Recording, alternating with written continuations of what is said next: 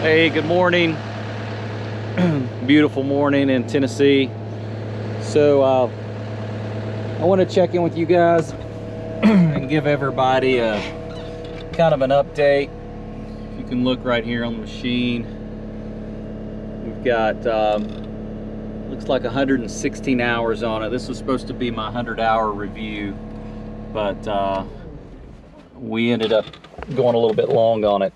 So because I've just been too busy to take a video. Like I said, I don't really edit these videos, but so this is a 100-hour review on the machine, and since I'm inside of it, I will just kind of let you know a couple things that I have really appreciated about the insides of the machine. So the door is, I think the door is great. I went back and looked at some of my original video, and I was kind of, I don't know, I was kind of nervous, I guess, doing YouTube, and kind of got mixed up on some stuff. But I've actually been in a Kubota and demoed a Kubota, and Takeuchi is the only one that I haven't demoed. But the cab in the Caterpillar is so much quieter than the other cabs from the competitors. The windows lock, and then they lock up here as well, so that really seals it in. And you can also open the back window, so you can open either one of them. And then if you take the panel to here, in between these notches, you can remove these panels and clean them. But switches are easy to get to. Some of the things that I've done is I have adjusted the arms, and I'm hoping you can see that. I'm 6'2", but I still wanted the arms higher because it just helps me to have the control where I want it, and supports my arm. Before, these rests were a little bit lower, and so I felt like my arm was just kind of hanging here in the air, and I didn't have as much control over the machine. So that's something I'd definitely look at if I were you. I went ahead and hardwired my phone in because I don't think there's a good place to put your phone in here. I guess that's kind of the negatives. There's not a good place to put your phone. This little storage compartment up here. I throw some earplugs in there. You know, this machine is super quiet, but I still wear the earplugs because the hydraulics do make some noise, and Caterpillar said they're working on that to put a different dampener in to block out some of that noise from the hydraulics, but you don't really hear the engine. I also got on Amazon and ordered this cup holder here, and it does stick into the door area just a little bit, but I don't have a problem getting in and out. And it literally just screws in into the small one, and you just screw it in and it locks in place tight. Other things about the interior of the machine, we'll kind of talk about some of the differences. The foot pedal here, so if you've got the throttle anywhere between max and minimum, anywhere between, you know, minimum and right before you get to max, if you use the foot pedal, it will accelerate. And I just absolutely love this feature. And if you've got the throttle at max and you use the foot pedal is a decelerator, so it operates just like a dozer. And you know, I think that's definitely an advantage for the Caterpillar. But you know, to each his own. But I just enjoy it because what I try to do is I'll typically run the you know, I'll keep it set normally right here where it's just in the green, and to help conserve fuel. And I do not feel like this machine uses a lot of fuel compared to the Bobcats that have used. I feel like it's pretty good on fuel. I can set it right here, and so when I'm doing work, it let off the accelerator, and so I'm still in the area where the DPF is functioning and all the emissions are functioning properly because it's still in the bottom part of the green. So I'm saving fuel, but then when I'm moving back and forth, I'll just use the accelerator pedal for that to speed up a little bit, or if I need a little bit more power.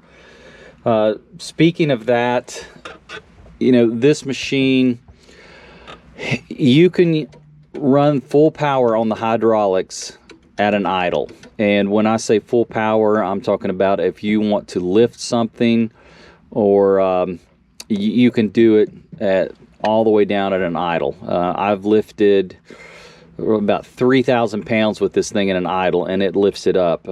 I've tried machines out that really, they didn't even want to, the quick attach didn't want to function unless you ran the throttle up. But so let's get out of the machine, and I'm going to kind of go through, you know, a couple things with you in terms of the review. The seat is super comfortable, and it is air, and it does have heat. So the interior, I think, is really comfortable. You know, I've seen people say that, you know, Caterpillars are, you know, the machines aren't really big and you don't have a big enough cockpit, but the operator area, to me, is, the ergonomics is fantastic. I mean, if you look getting in this machine, it is so easy to get in and out of. I mean, I can literally run up and jump in the machine, and it's pretty easy. But and actually I'm on a hill right here, and so it's typically easier, but it's easy to run and jump into the machine. And because you've got this big step area, and then you've got the step on the bucket, all their work tools, it seems like they have a step in the right place to where it's easy to get in and out of the machine. Other machines, you know, I've got this platform so I can stand here, and, you know, not that we stand and look around and sightsee out of our machines, but you've got this nice platform that makes it easy to get in and out of. And to me, that's super important. A couple of things that I found that I really like is on the high flow model. You see back in there, you pull this out, and once you pull it out, you raise it up and down. So if you can see how I'm raising that up and down, that will take the pressure off the hydraulics. And and I've done it with the machine running, and it has worked, even though I think that's supposed to be a high pressure release. It's worked for using my grapple for taking the pressure off even while the machine's running. You know, just looking over the machine, I showed you we've got over 100 hours on this machine, and in that 100 hours I've not had any problems with it. It's been 100% problem free. And I've had, you know, super support from Caterpillar, from questions that I've had. I mean, the dealer has been fantastic. I've got two guys that work with me. One is my sales rep, and then there's another guy that's kind of like, you know, he'll come out and help you with little problems and things like that, and also go over the machine with you. I mean, they'll come to your site and spend time with you going over the machine, and, you know, kind of telling you the ins and outs of it and how to operate it. And they include that. They'll come out as many times as you want. But back to the review. So, you know, let's talk about what have I noticed, any problems that I've had. Like I said, I've had no problems with the machine, other than when I was clearing this area down here, and this was really grown up before, and I'm still cleaning more out, but there was a lot of brush, a lot of small saplings and things like that. So I took the industrial brush cutter, you can see that on my other videos, and ran through here and was cutting all this stuff down. But I've got, you know, so there's a lot of stuff like what we're looking at here, some of these smaller trees down there, and it's just thick. The whole thing was thick, and I was throwing some tracks initially, and what I found out was the reason I was throwing the tracks, because I had the tension set properly. I did go back and tighten the tension up a little bit more, But I would get down in here and I would find these little, I would hit little stumps that I didn't see where I'd cut off. And you know, this is not a good example. I wasn't throwing them on anything like this, but there'd be these little stumps that were sticking up. Like right down here is a couple. Here's a larger one that I've chewed off. But so there'd be some of these, and you know, that's pretty thick. And I would have them trimmed off to the ground and not realize it, and I would turn the machine hard right or left and not see that stump. And then that would end up throwing the track. Caterpillar came out, we talked about it, and he told me, well, he didn't tell me what was causing it, but he told me that, you know, once you hear it pop, once you hear the track pop, you can actually kind of stop and go almost the opposite direction, and it'll usually pop back on, and that's worked out for me. But since I learned what was going on, I haven't thrown any more tracks, so that problem was solved. But let's talk about the track setup. So if you look underneath here, it's very open, everything falls off, and it stays really clean. In terms of, you know, criticisms with this track setup, I don't have any. You know, I've seen people in these videos talk about they don't like the hoses here, and oh, you might hit the hoses with a shovel, but I know these hoses are here, and if I have any debris that builds up here, I know not to ram my shovel back in there. But these hoses are tough. I don't know how you're going to hit it that hard with a shovel or anything else that's going to cut into one of those hoses. I like the fact that the hoses are here, simply because if you look back in here, and I hope you can see this, you can see that, you know, you can get to the fittings, and this plate comes off super easy, and the hoses are run right in underneath the cab, and they're super easy to access. I've changed the hoses on a Bobcat. It is a pain. They've got a guard back in here. The hoses aren't routed where you can get to them, and it is extremely difficult to change the hose. So I'm not sure how people are criticizing Caterpillar for the hoses. I think it's just the competitors are looking for something to, you know, to gain an edge with.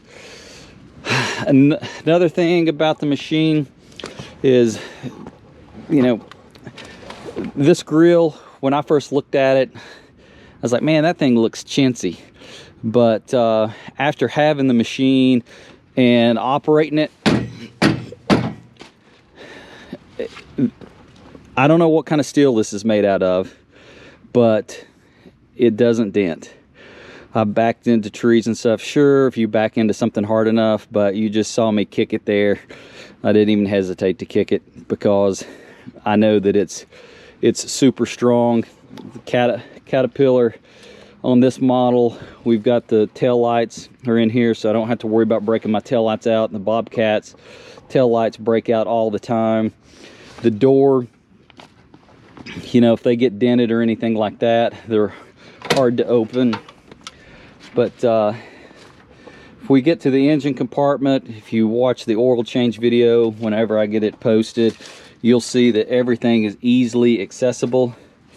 You got your hydraulic filter here, fuel filter here, oil filter back there, filling your oil check dipstick right there. So everything is easily accessible. Easy to get to the battery, to get it out, to jump it. You got easy access to that. Fuel doors here. Here's a kill switch. Kind of a little anti-theft thing. So, or just a battery disconnect if it's going to be parked for a while. But it's easy to get to the fuel fill. And, you know, I mean, you can just see how everything is easily accessible. And I've heard competitors say that, you know, it's not easily accessible. And to be honest with you, I kind of think it's, after owning it and changing the oil in it, I really think it's hogwash. You don't have to remove any panels like you do on the John Deere. And it's easier to get to than the Bobcat is. I mean, I've worked on both of them. We'll close that. I'm trying to think what else to tell you about the machine. The right here's your def and your hydraulic, and if you can see back in there, that's the gauge for the hydraulic fluid. But so that's easy access as well. I wish I really was doing this review, now I'm thinking about it, where I could kind of take it off, lift the cab up, and kind of show you under the cab where you can see how easy everything is to get to. Let's see, what have I not covered? The grease fittings, those are all easily accessible. They're not hidden. You can see, you know, you got one here. You've got this one here. And then the quick attach ones, those are the only ones that are, I would say, that are more difficult to get to. You can grease your suspension here and here. And these two grease fittings have lines that go back for your main cylinders. You got one there, here, here. This unit has a couple of grease fittings that are back in here, but and you just kind of raise the loader arms up to get access to those. And so that covers greasing the unit, so it's easy to grease this unit every day. But you know, just to wrap this video up, I will say, and I said this in the other video, I had no intentions of buying a Caterpillar. I had a John Deere before. I liked the John Deere and didn't have problems out of it. But this machine is definitely so much smoother than the John Deere and a better all-around machine. You can't hardly bog this machine down. It's kind of weird. If you can keep the machine going, and it's hard to explain, but I've noticed that if you can just keep it kind of creeping and you go into things and keeping it creeping, the machine will just keep going. And I've pushed, I think I took some videos, but I've pushed trees down, like the one you see in the center of the frame here. I pushed trees down this big, at least this big, if not bigger, with this machine. And as long as I can kind of keep it going, it will it'll just keep pushing, and it'll push it over. So and when I say keep it going, if you can just kind of keep the tracks making a little forward momentum, it'll keep going. In terms of pushing dirt, it blows my mind how much dirt this thing will push. The John Deere I had, yeah, John Deere brags about how much their machines will lift, but I've got the biggest bucket that Caterpillar offers, and you can see the size of this thing. It is, yeah, 0.94 yards. So this bucket holds almost a yard. And back to keeping it going, as long as you keep the machine, and it's not difficult to do, but you can just kind of feel, you know, with your controls, you know, what you need to do with the bucket. And you just kind of keep the bucket where it's still cutting and it's not digging too deep. And I've had it to where the dirt is pushing and it's coming all the way up on the cab. I mean, I had to, because I was just curious how much it'd push, but literally it would cover the cab. It would keep pushing the dirt. And I mean, you look at how high that is. So it would push a, you know, a mound of dirt 4 or 5 feet high and just kept going. And this is wet shell is kind of what I'm working in up here. So super impressed with how much the machine will push. I'm impressed with just how comfortable it is to operate. I don't get dirty, and it is really smooth. The suspension, you know,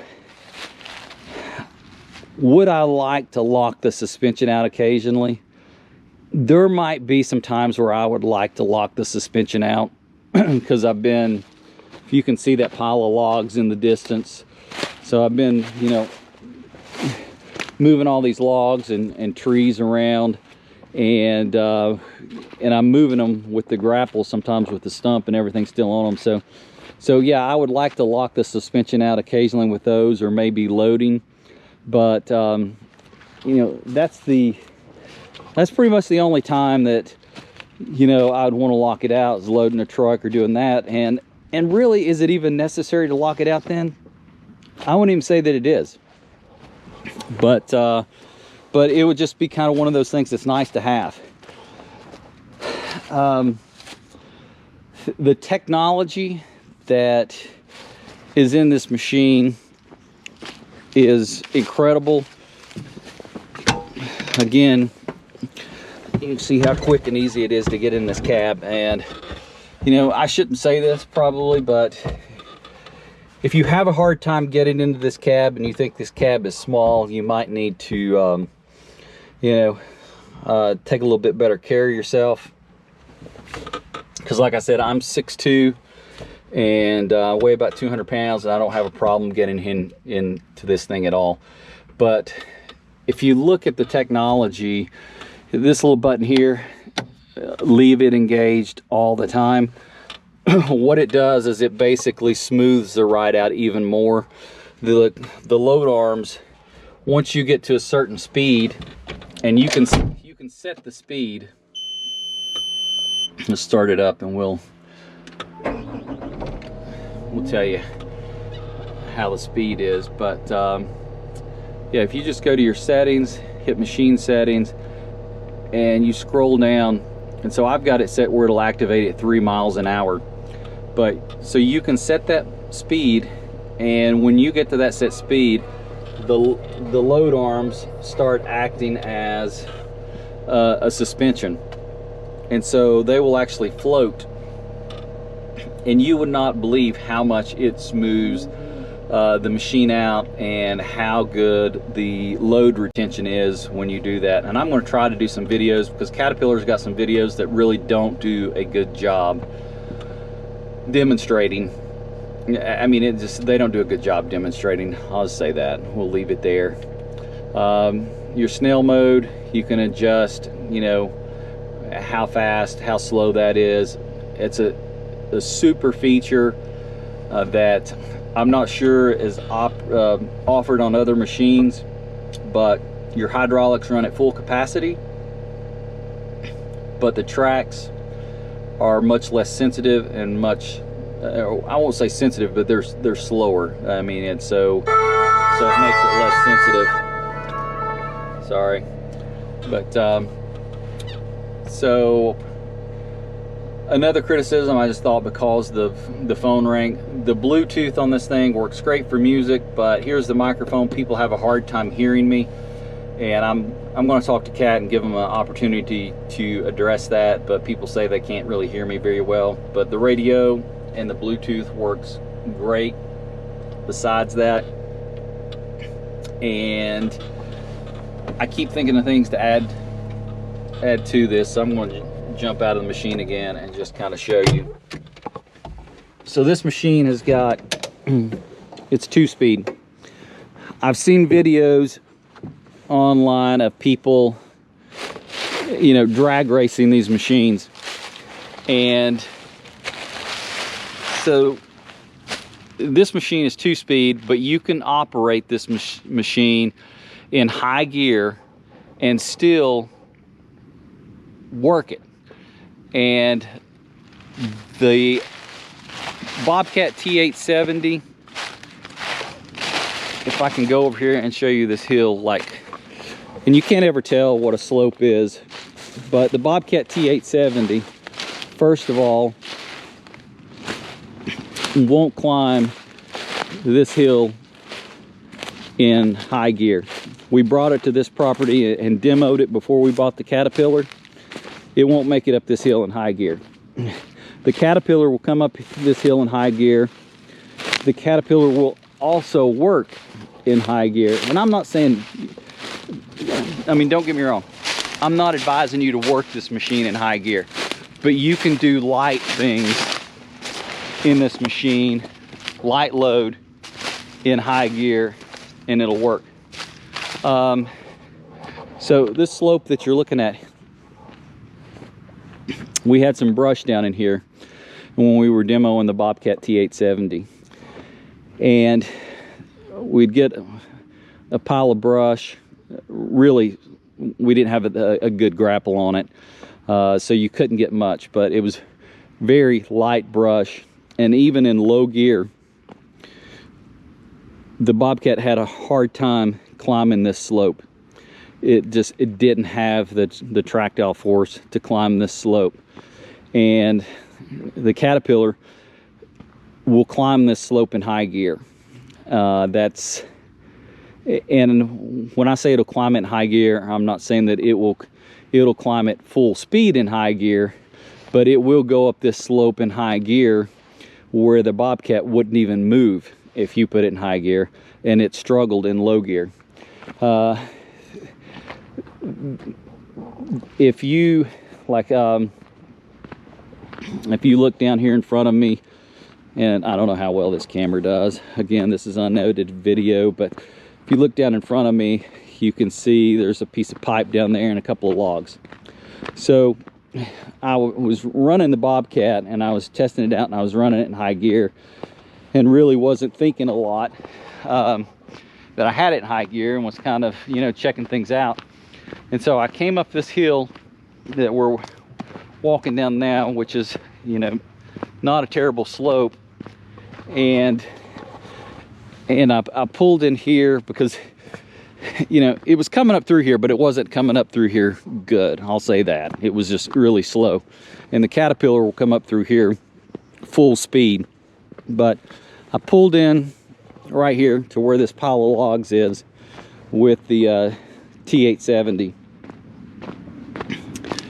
And I grabbed one of the logs with the grapple.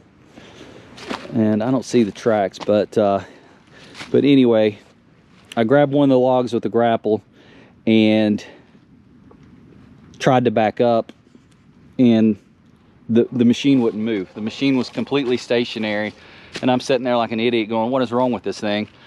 And then it hit me. I was like, I've got it in high gear. So I had to take it out of high gear because it wouldn't back up, and the logs were even closer to the road, and it wouldn't back up at all with it in high gear. With the Caterpillar, I've been using it and I forget, again, unfortunately, sometimes that it's in high gear, but it continues to work. So I can still pick logs up, move them around with it in high speed, and the machine just doesn't bog down. The Caterpillars that I tried out back in the early 2000s, I hated them, absolutely hated them. And I wanted to get a Takeuchi this time, which I messed up in my initial video because, like I said, I think I was just nervous trying to get everything in, and I'm trying to get things in on this video. But I wanted a Takeuchi. I was convinced that that was the way to go because the John Deere didn't have enough power in terms of overall power. Might have been able to lift more, but it didn't have enough power. And this machine has tons of power. But the thing is about the Takeuchi, I tried to get them over here and I could never get Takeuchi out here to give me a unit to demo. And if I can't get a unit to demo, I'm like, how am I ever going to get a unit if I need, well, not only to buy one, but what if I have a problem with mine? Am I going to get a replacement? So, and going back to having a bad taste in my mouth about Caterpillar, because I'm saying all these great things about Caterpillar because I think you guys should know that I'm not a Caterpillar fanboy, and I haven't been.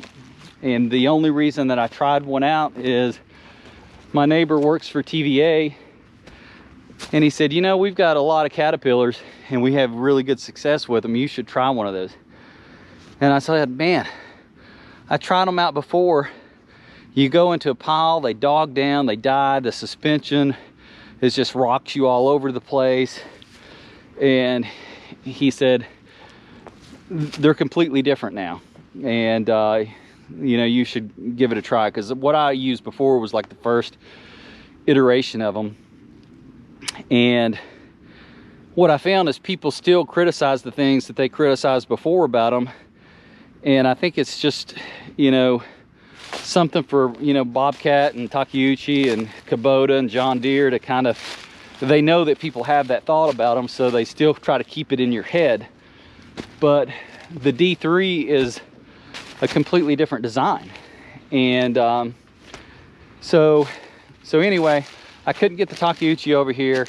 I decided that I didn't want another John Deere because it just didn't push, and it just wasn't an overall as good a machine.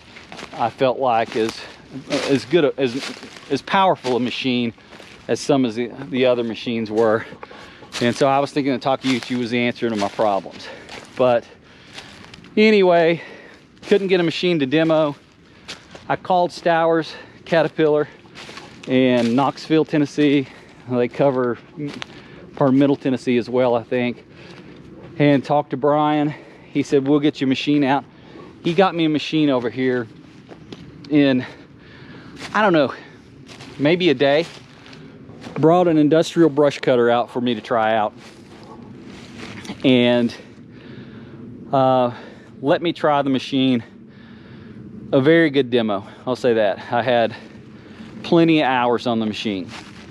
I'll give full disclosure, I had a hydraulic leak on the machine during that demo, and it really kind of, I don't know, the machine demoed well, but the hydraulic leak kind of bothered me, and I was like, okay, is this thing a lemon, or why are we having that problem? Because it blew a seal. But I decided not to get the machine.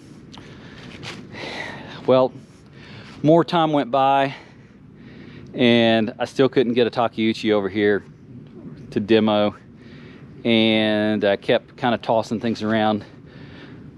Couldn't get any I went back to Deere, actually. Couldn't get a machine over here to demo from Deere either. They kept talking about it, but couldn't make it happen. So I went back to Cat, looked through some more specs, and I'm glad that I had problems with the first machine because it was not an XE version. I'll say this, if you're going to buy one of these machines, if you're going to get a 299, I'd definitely get an XE. The flow on the hydraulics for running that high flow brush cutter compared to the other one it's a substantial difference.